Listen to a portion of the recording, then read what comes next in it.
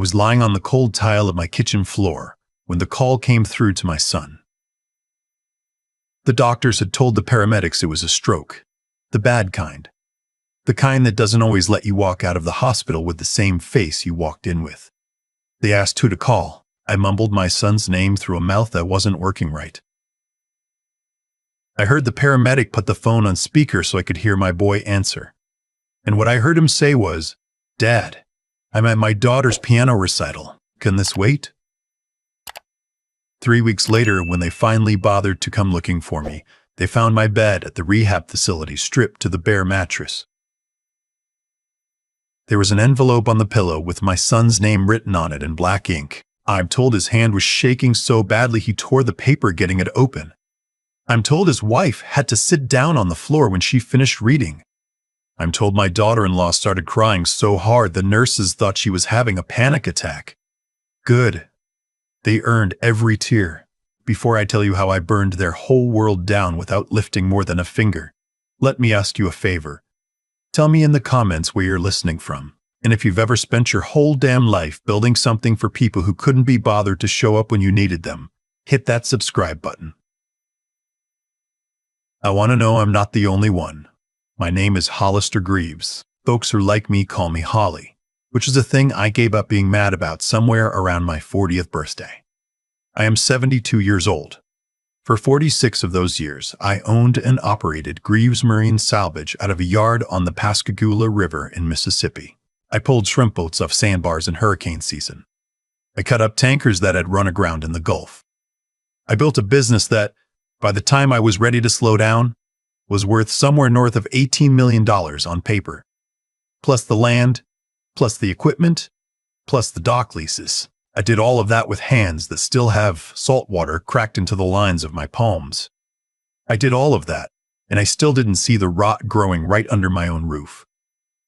A man who can spot a hairline fracture in a steel hole from 20 yards out, and I couldn't see what my own son had become. It was a Tuesday in March.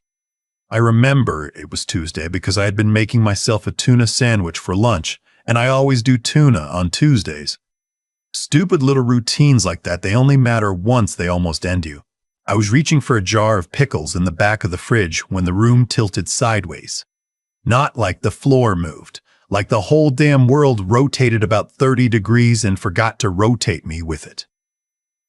The jar of pickles slipped out of my hand and exploded against the linoleum. I remember the smell of vinegar very clearly because that smell stayed with me for the next 40 minutes while I lay there waiting for somebody, anybody, to find me.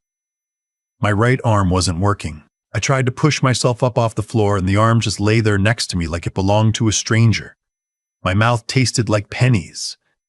The right side of my face felt like it was made out of warm wax. I knew what was happening. My father went the same way at 68, except his happened on a Sunday morning during church, and the whole congregation got to watch. I figured, if a man's going to go, going on a kitchen floor with pickles all around him isn't the worst way. But then I thought of my wife, Pierline. 44 years we were married. She passed 2 springs ago from pancreatic cancer that came on fast and took her in 11 weeks. I thought about how she would have crawled across that floor to get to me, how she would have called for help and held my head in her lap and sang to me because Pierline sang when she was scared, and I got mad.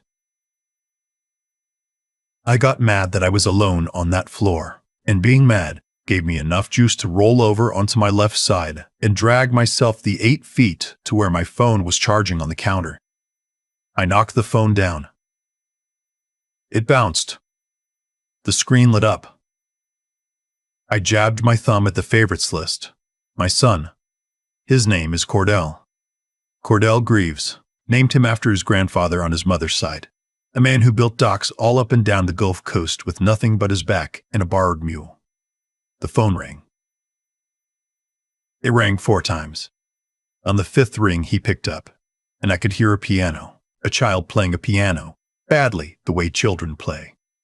My granddaughter Myrelle is 9 years old. She was doing her spring recital that day. "Dad, what is it?" His voice was already annoyed. Not concerned. Annoyed. Like I'd interrupted him watching a ball game. I tried to say his name, What came out was, Cdel. Dad, are you drunk? Are you seriously drunk in the middle of the afternoon? He didn't even lower his voice. I heard his wife in the background ask who it was, and he said, "It's my old man. He's hammered again. I have not had a drink since 1987. He knows this. Cordell knows that his father quit drinking the year his sister got hit by that drunk driver. He knows because I told him the night before he turned 13, sitting on the back porch with 2 glasses of root beer between us, why his daddy didn't drink and never would. He looked me in the eye and said he was proud of me." That memory came back to me lying on the kitchen floor, and it hurt worse than the stroke did. "Help," I said. I got the word out clean. "Help." There was a pause, and then I heard my daughter-in-law's voice in the background, clear as day. Her name is Tansy.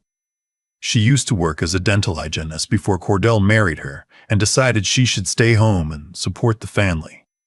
Tansy said, "Oh my God, is he doing this again? The recital is in 20 minutes. Cordell is in 20 minutes. Cordell sighed into the phone. He sighed at me. "Dad, I love you. But I cannot drop everything every time you have one of your little episodes. We had this conversation. The doctor said you have anxiety. You need to take your pills and lie down. I'll come by tomorrow morning. Or maybe Thursday." I have never been diagnosed with anxiety. There are no pills. That was a story Cordell and Tansy invented, somewhere around the time I started questioning where my money was going. "Stroke," I said. I managed it. 2 whole syllables. "Yeah, sure, Dad. That's what you said in January when it was just heartburn. I have to go. Mirelle is up next." Click. I lay there with the phone next to my ear and listened to the dial tone for a long time. Long enough that I thought maybe my heart was going to stop on its own out of pure shame. The boy I taught to swim by walking him out into the surf on my shoulders. The boy I drove to football practice every single afternoon for 6 years, even the year his mother was sick and I was working 2 jobs. The boy whose wedding I paid for in cash because Tansy's people had nothing. That boy just told me my dying was an inconvenience to a piano recital. I had 2 daughters. I should mention that. I have a daughter, present tense, named Aubrielle. She lives in Anchorage, Alaska. She works as a wildlife biologist, tagging brown bears for the Park Service. Aubrielle and her brother had a falling out about 10 years back over something Cordell did with money I'd loaned them both. She moved as far north as you can move without leaving the country, and she rarely calls. My other daughter, Pearline, named her after herself. We lost in 1987. She was 16. The drunk driver took her on Highway 90 the night before her 16th and a half birthday. That's why I quit drinking. I want you to know that, because it matters for what comes later. After Cordell hung up on me, I dialed 911 myself. It took 3 tries because my left thumb kept missing the buttons. The dispatcher was a woman named Corrine. I will remember her name as long as I live. She kept me talking. She asked me about my dog, which I don't have, and I told her I used to have a beagle named Rusty, and she said her grandmother had a beagle named Rusty too. And we talked about beagles until the ambulance got there. Corrine, if you ever hear this, you saved my life by talking to me about a dog. Thank you. They got me to Singing River Hospital in about 20 minutes. The ER doctor was a young woman who looked like she should have been in middle school. She told me, very gently, that I had suffered an ischemic stroke, that they had caught it in time to administer something called TPA, and that with luck, I would recover most of my function. But the next 72 hours were critical, and I needed family present to make decisions if things took a turn. They asked who they should call. I gave them Cordell's number. I was on a gurney in a hallway. The hospital was crowded that day. They had me parked outside the imaging room. I could hear the nurse, a black woman about my age with a gold cross around her neck, named Tabitha, making the call from the nurse's station. She put it on speaker because she was filling out a chart at the same time. I think she didn't realize how loud it was, or maybe she did and she wanted me to hear so I'd know somebody was fighting for me. Either way, I heard everything. The phone rang twice. Tansy picked up. Mrs. Greaves, this is Tabitha calling from Singing River Hospital. I have your father-in-law here. He's had a serious stroke, and we need a family member to come down and consult on his care. There was a pause. Then Tansy laughed. She actually laughed. A short, sharp little laugh like somebody had told her a joke at a cocktail party. You're kidding me. He's actually there. Ma'am, this is not a joke. Your father-in-law is in critical condition. Well, hold on. Let me get my husband. I heard her walk somewhere. I heard a screen door slam. I heard a screen door slam. I heard children playing in the background. They were at Tansy's mother's house for the after-party of the recital. I heard her shout, "Cordell, the hospital is on the phone." The old man wasn't lying this time, apparently. The old man. That's what she called me. The old man. Cordell got on the phone. Yeah, this is the son. What's the deal? Tabitha repeated what she'd said. She was professional. She didn't let on that she knew anything. She said her father needed him there. Cordell said, "Look, can you put it on his chart that I'm his next of kin and just do what you need to do? I'm a few hours away, and frankly, we've got a family thing tonight. It's our daughter's recital after party. She got first chair. It's a big deal." Tabitha said, very slowly, "Sir, your father had a stroke. He may not survive the night." Cordell said, "And I will remember this until my body is in the ground. Ma'am, my dad has been crying wolf for years. If it's actually serious this time, then do the surgery or whatever. Use his Medicare. He's got plenty of money. We'll come by Thursday after we drop the kids at their grandmother's. Don't call again tonight, please. My wife is on her third glass of wine and she doesn't need this." He didn't hang up. Tansy did in the background. I heard her say, "Just hang up on her, Cordell, my God." And then the click. Tabitha set the phone down. She didn't look at me right away. When she did, her eyes were wet, but her mouth was set in a hard line, like she was getting ready to say something to somebody she didn't like. "Mr. Greaves," she said. "Are you Catholic, sir?" I shook my head no, the left side of it anyway. "I'm going to pray for you anyway," she said. "And we're going to find your friend to sign the papers, because I am not letting you go into that operating room alone." I cried then, not loud. I couldn't move my face right yet, but the tears came out of both eyes the same and ran down into my ears, and Tabitha wiped them away with a tissue and didn't say a word about it. The friend she found was an old fishing buddy of mine named Buford Tatum. Buford and I have known each other since we were 12. He drove down from Mobile in 40 minutes flat, in a truck that I'm pretty sure isn't street legal anymore. He signed every piece of paper they put in front of him. He sat in that uncomfortable chair next to my bed for the next 3 days, and only left to use the bathroom and to eat the gas station sandwiches the nurses brought him. On the second night, when I was conscious enough to talk, I asked him to call my lawyer. My lawyer's name is Marquis Beauchesne. He's the son of a man I went into business with back in 1979, a fellow named Theo Beauchesne, who passed in '03. Marquis took over his daddy's practice the same year my Pure Line got sick, and he handled her affairs for me when I couldn't see straight enough to do it myself. He's about Cordell's age. He played football at LSU. He has never once let me down. When Buford called him at 2 in the morning from my hospital room, Marquis said he'd be there at sunrise. He was. He brought coffee and a briefcase. I told him everything. I told him about the phone call. I told him about Tansy's laugh. I told him about the recital. Marquis listened without interrupting, the way his daddy used to listen. When I was done, he said, "Holly, I want you to know that I've been carrying something in my desk for about 6 years now. Your wife and I drew it up. She made me promise I wouldn't ever bring it up unless you brought it up first, or unless something like this happened." "What is it?" "She called it the Lighthouse Provision. She wrote you a letter that goes with it. I have not read the letter. She gave it to me sealed." I asked him to bring it. He came back that afternoon with a thick brown folder and an envelope addressed to me in Pure Line's handwriting. I asked him to step out into the hallway. I opened the letter with my left hand and read it twice. I am not going to read you the whole letter. Some things a man keeps, but I will tell you what it said in summary. My wife, who knew our son better than I did, who had eyes on him, I never had because she was his mother, had written to me from beyond the grave to tell me she was worried. She'd seen what Cordell and Tansy were turning into. She'd seen the way Tansy treated me, the few times we went over to their house in Hattiesburg for holidays. She'd seen Cordell roll his eyes at his father. At our anniversary dinner, she had quietly, over the course of 2 years, worked with Marquis to set up an entire second life for me, financially speaking. A trust. Land in Costa Rica that she'd bought in cash and put in a separate corporation. A standing arrangement with Marquis to begin a procedure she called the slow door closing the day I ever told him I was done. Pearline ended the letter with one line. She wrote, "Holly, if you are reading this, then the worst has happened.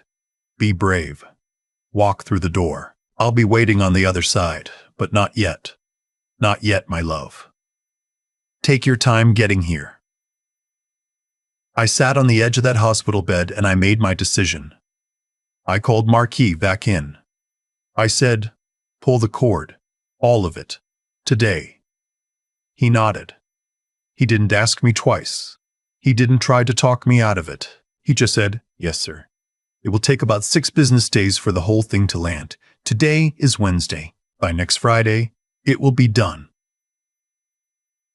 The first thing he did was move the operating capital of Greaves Marine Salvage out of the corporate account that Cordell had partial signing authority on. Cordell had been on the books as a vice president for 11 years. He had never set foot in the yard.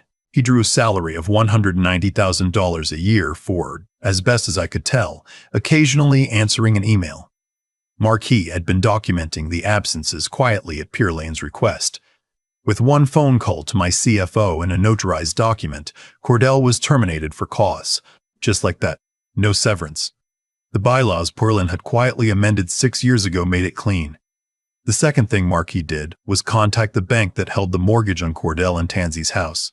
The house I had co-signed for in 2009 when Cordell couldn't qualify on his own. Cordell had stopped contributing to the principal about 4 years ago. I had been quietly paying the mortgage out of my own account, $6,000 a month, because Cordell had told me they were underwater and needed a hand. Marquis pulled the auto-pay. He sent a certified letter to Cordell informing him that he had 30 days to refinance into his own name or face foreclosure proceedings. The third thing was the cars. Cordell drove a Lincoln Navigator. Tansy drove an Audi Q7. Both vehicles were leased through Greaves Marine Salvage as company cars, a tax dodge my accountant had set up years ago. Marquis ended the leases. The repossession orders were filed by Friday morning. The fourth thing was the kids' private school. My 2 grandchildren, Myrelle and her little brother Anders, went to a Methodist academy in Hattiesburg that cost $28,000 a year per child. I had been paying it directly to the school, every August, in one lump sum. I instructed the school's bursar, a woman I had become quite friendly with over the years named Mrs. Henrietta Voss, that next year's tuition would not be coming from me, and that any past credit was to be applied to the current year and refunded if appropriate. I want to be clear about something. The kids did nothing wrong. They are children. I sent Mrs. Voss a separate private letter, along with a check for $40,000, instructing her to apply it as scholarship to any student whose parents were in financial hardship, and asking her not to tell anyone where it came from. The kids didn't get to ride to the bottom on my dime, but they didn't get cut off from their education either. There's a difference. The fifth thing, and this is the one I'm proudest of, was the country club. Cordell and Tansy belonged to the Magnolia Bio Country Club outside of Hattiesburg. I'd been paying their dues, $14,000 a year, since the year they joined. Tansy posted about that club on her social media every week. Brunches, golf scrambles, charity galas. It was the center of her identity. Marquis canceled the dues, of course, but he also, at my specific request, made a 6-figure donation to the club's building fund in my name, with a polite note explaining that I was henceforth declining to underwrite the membership of any family members. and requesting that the club ensure Cordell and Tansy's account be marked as an arrears effective immediately. The membership director, a man I'd known for 20 years named Garrison Pevley, called me personally to confirm. He sounded like he was trying not to laugh. While all of this was being set in motion, I was still in the hospital. My recovery was going faster than the doctors expected. My speech came back almost all the way by day 4. My right arm was slower, but I could squeeze a stress ball. The young doctor told me I was lucky. I told her luck had nothing to do with it. I told her I had things to do. On the morning of day 5, Cordell and Tansy finally showed up at the hospital. I knew exactly when they arrived because Tabitha called me from the front desk to warn me. I asked her to do me one favor. I asked her to tell them I had been transferred to a long-term rehab facility. She did.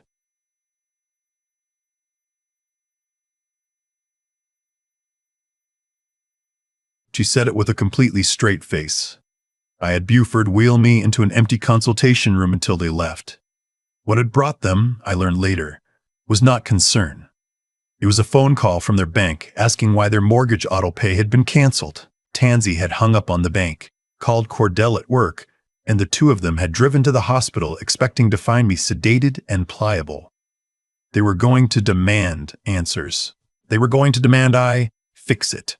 They had no idea their cars had been repossessed that very morning while they were driving them, except the repo company had agreed to wait until they parked.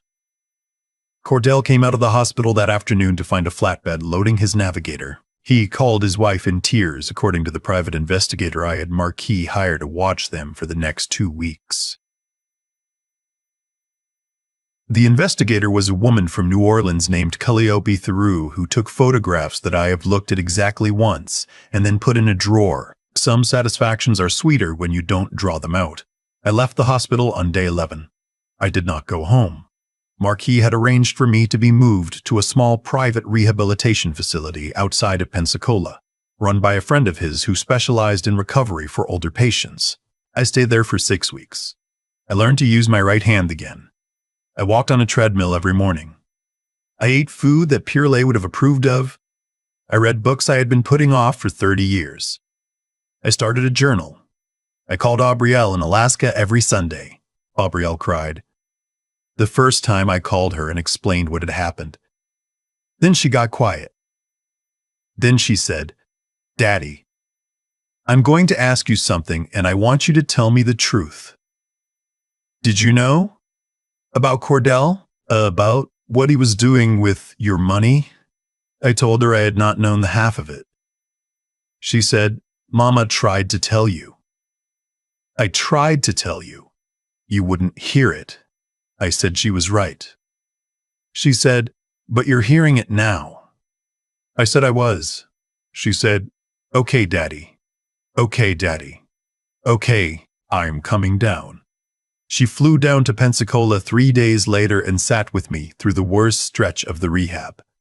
She was the one who pushed me through the last week when I wanted to quit and go home and just sleep for a year. My little girl, the one who'd moved to Alaska to get away from her brother's mess, came and brought me back to myself. The note I left for Cordell, the one they say made Tansy cry on the rehab room floor. I wrote it on a Thursday morning 2 weeks before I checked out. I left it with the nursing supervisor with instructions to give it to my son only if he eventually showed up looking for me. I had a feeling he would, once the money pressure got bad enough. He did. He showed up 6 weeks after my stroke, demanding to see his father. The note said this: "I will read it to you because Cordell has shown it around enough that there's no point in keeping it private. Cordell, you told the nurse at Singing River Hospital that your father was crying wolf. You told her to use his Medicare. You told her not to call again because your wife was on her 3rd glass of wine. I heard you." The phone was on speaker. "I want you to sit with the fact that the last time you spoke to your father, you couldn't even be bothered to lower your voice. I am not dead. I am not coming home. The house in Pascagoula has been sold. The business has been restructured under new management. Your sister has been provided for. You have not. Everything you thought was yours was mine, and now it is no longer mine, and it will never be yours. The mortgage you stopped paying was paid by me until last month. The school your children attend has a scholarship fund for them, paid forward by me, on the condition that you and Tansy never know it came from me. They will not learn from you that I helped them. They will learn it from someone else when they are old enough to understand what their parents did. I want this on your conscience for the rest of your life. You did not call me Dad in that hospital. You called me the old man. Then be old without me. Holly Greaves. That's the note. The fallout came in waves over the next year. Cordell could not get hired anywhere in the salvage industry, because that industry is small and people talk. He took a job selling boat insurance in Biloxi and made about a fifth of what he used to. Tansy filed for divorce 8 months after the foreclosure went through. Her family in Texas, who I had never liked, took her in. The kids stayed with Cordell because Tansy's new boyfriend, a man she met at a divorce support group, didn't want them. Myrella's 12 now and Anders is 8. I send them birthday cards every year through an intermediary. I do not sign the cards with my name. I sign them from someone who loves you. The intermediary tells me they keep the cards in a box under Muriel's bed. I sold the house in Pascagoula. I sold the boat. I sold the yard to a competitor who'd been trying to buy me out for 10 years for a number that surprised even me. I gave half of everything to Aubrielle, who tried to refuse it and then accepted it when I told her Pierlane had wanted her to have it. I took the other half, and I bought a small piece of land in Costa Rica, on the Pacific side, north of a town called Nosara. It was the same parcel Pierlane had bought years ago without telling me. I built a small house there, 2 bedrooms, a porch that faces the water, a kitchen with the window over the sink, so I can watch the surf while I make my coffee. I am sitting on that porch right now, telling you this. There are pelicans coming in off the water. A boy from the village down the road, his name is Alicio, is in my yard fixing a fence post I'd been meaning to fix myself. He's 14. He works for me on Saturdays. I pay him more than I should, and he brings me bread. His grandmother bakes. We don't share a language exactly. He speaks Spanish and a little English. I speak English and a little Spanish. We get by. He calls me Don Holly, and the first time he did it, I had to turn away so he wouldn't see my face. A few months ago, Cordell tracked me down. I don't know how. Marquis suspects he hired somebody, or got it out of someone at the bank. He called the satellite phone I keep for emergencies, the number to which is held by exactly 4 people in this world. None of those 4 people gave it to him, so I will never know. He left a voicemail. He sounded 10 years older. He said he was sorry. He said he'd been to therapy. He said he understood now. He said he wanted to come down and see me. He said he was bringing the kids. I listened to that voicemail 3 times. Then I sat on this porch and I watched the sun go down. And then I took the satellite phone and I walked down to the water and I waded out up to my knees and I threw it as far as I could throw with this right arm that's about 90% of what it used to be. It made a small splash. The pelicans didn't even look up. I'm not interested in being sorry too. I'm not interested in his therapy. I'm not interested in seeing those children who I love under the umbrella of his apology on his terms after his neglect almost killed me. If Myriel and Anders ever want to find me on their own when they're grown, my door will be open. Until then, they have a grandfather they don't really know, and I have a quiet that I earned. The doctor at Pensacola told me, the day I checked out of rehab, that strokes change a person's brain in ways that nobody fully understands. He said some people come out of it more emotional. Some people come out of it less. He said I might find I'm a different man in ways I won't be able to name. He was right about that. I am a different man. I am not less of one. I am more. Family is what you do, not what you're called. A son is a man who picks up the phone. A father is a man who, when his son doesn't pick up the phone, a father is a man who, when his son doesn't pick up the phone, has the courage to put the phone down for good. I picked it up for 50 years. Longer than I should have. Longer than was good for either of us. I put it down on a Tuesday in March in a hospital hallway, listening to my own boy call me the old man over a wine glass and a piano recital.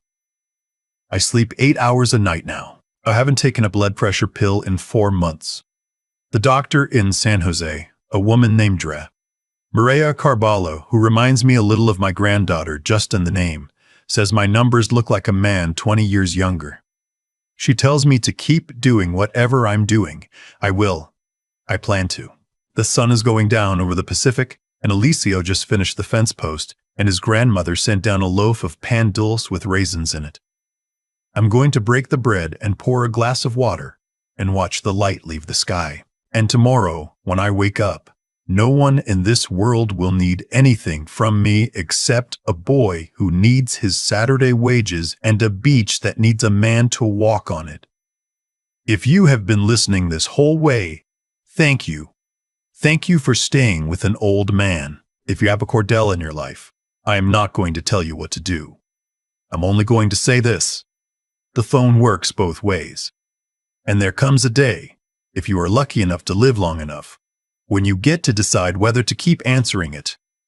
Decide carefully. Decide for yourself, and whatever you decide it before the stroke. Don't wait until the floor is cold under your face and the pickles are broken all around you. Decide it on a good day. Decide it while you still have the breath to say the word out loud. My name is Hollister Greaves.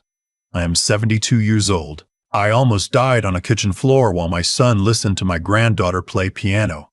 I lived, and I left, and I am, for the first time in a very long time, exactly where I am supposed to be. Tell me in the comments. Tell me where you're listening from. Tell me about your kitchen floor if you've had one. I read them all. I'm an old man with time on my hands and a porch with a view, and I would like very much to hear from you. I have been turning this over in my head for a long time now, sitting on this porch with the Pacific in front of me, and I keep coming back to the same plain truth. A man reaps exactly what he plants, not in some big cosmic sense, in the small, daily sense. The way you treat your father on a Tuesday afternoon is the way your children will treat you on a Tuesday afternoon 30 years from now. Cordell did not become a man who called me the old man overnight. He became that man one small choice at a time, and I let him. Every check I wrote when he should have figured it out himself, every excuse I made to his mother when she tried to warn me, every time I picked up the phone when he only called for money, I was watering a weed. I told myself I was being a good father.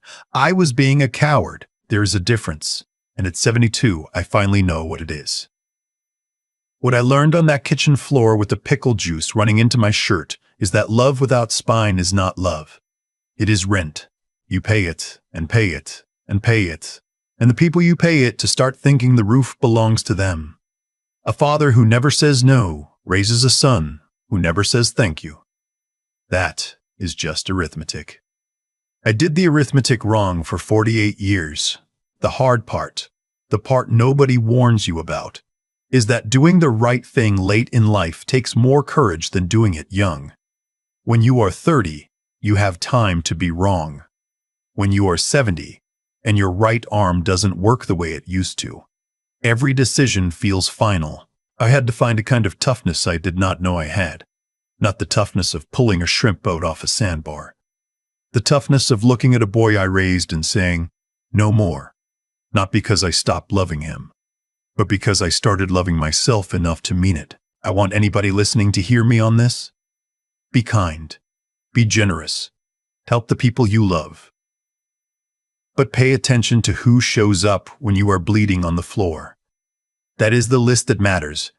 Not the people who smile at your birthday party. The people whose phone you can dial at 2 in the morning and they will pick up and stay on the line. If that list has the wrong names on it, you have time to fix it.